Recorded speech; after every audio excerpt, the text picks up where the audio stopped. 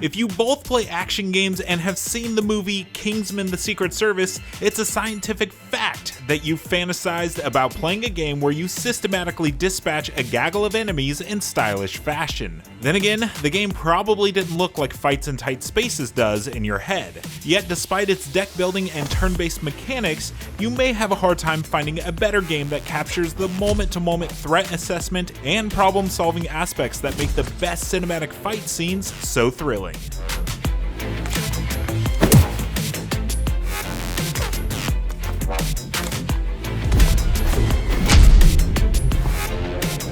As Agent 11, a top dirt doer for a high-stakes espionage firm, you're tasked with infiltrating and eliminating international gangs by any means necessary.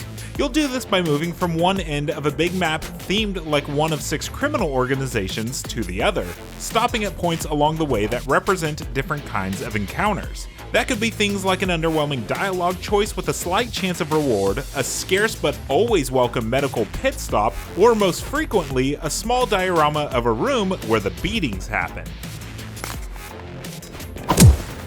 How you dish out punishment depends on the starter deck you choose before embarking on your journey. Each one represents a different fighting style, like one focused heavily on counterattacking, or an aggressive style of flashy, high-risk reward techniques. They do a good job at getting you started with identifiable varied strategies. Unfortunately, most of them are locked behind progression, meaning if you don't like the styles available, you'll just have to suffer through it until you gain enough experience points to hopefully unlock something you dig more.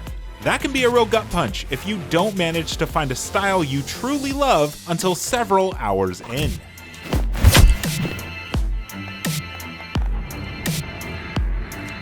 As you progress from battle to battle, you'll be able to select and add new cards to your deck, each of which come from a total pool of unlocked cards that are not restricted to any particular style. Secondary objectives also offer smaller rewards that can sometimes include big cash bonuses or health upgrades. Beating zone bosses grants a more substantial upgrade to your abilities that can really up your game too. You really rely on these boons around the in-game missions, so they are sorely missed anytime you use the option to skip earlier missions and get straight to the last one you died on. This makes starting from the beginning on each run both a no-brainer and a bit of a bummer. Battles themselves are meticulous with a lot of moving parts to keep track of.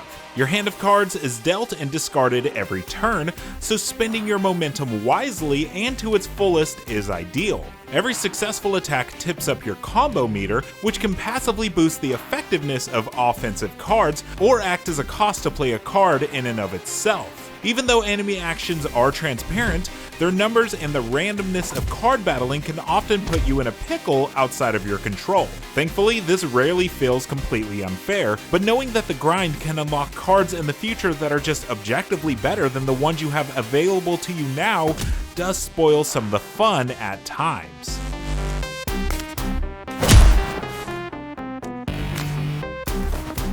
The enemies you'll be pummeling are varied, each usually having one signature action that is easy to avoid by itself, but as their quantity and variety increase, maps start to resemble a minefield of targeting icons that can be a true test to navigate.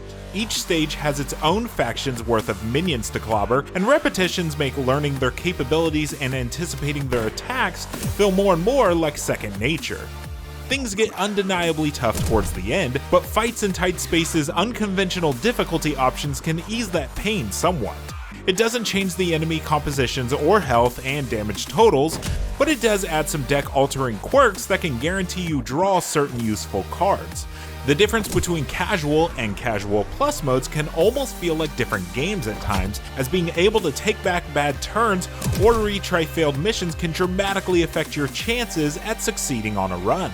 The turn-based tactics part of battle, where positioning and thinking ahead are paramount, feels most rewarding when you use obstacles like walls to tack on extra damage or make enemies hit each other with their attacks. On some stages, you can straight up knock enemies over ledges or out of windows to eliminate them instantly.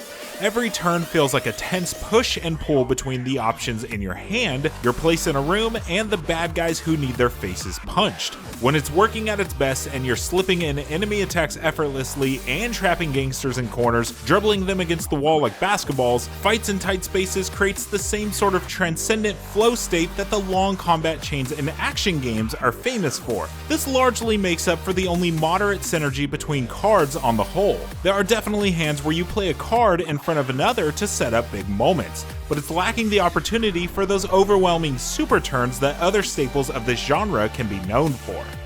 Visually, this game is quite a striking take on the elegant black and white with splashes of color motif. The nebulous shapes and the white void of the background approximate walls and fixtures just enough to be representative but not distracting. Foes are color-coded and have just enough unique detail that you'll never get the two mixed up. The combat animations are a bit stilted, understandably, but the wide range of iconic martial arts references they invoke are still enjoyable. Replay mode also cleverly allows you to watch your whole match without the HUD, doing its best to make your tactical dance feel more like a movie clip, though with largely middling results, as the choppy animations are more distracting without all the gameplay in between to break up the action.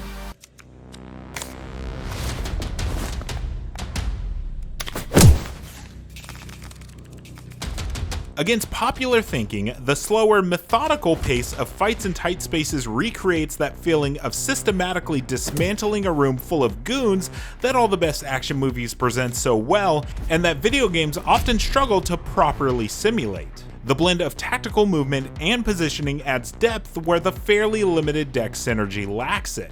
And while the overarching progression can feel like an arduous grind at times, the compelling pugilistic dance in each isolated skirmish stays rewarding from the very first punch. For more game reviews, check out our review of Animal Crossing Happy Home Paradise and Solar Ash. And of course, for everything else video games, stick with IGN.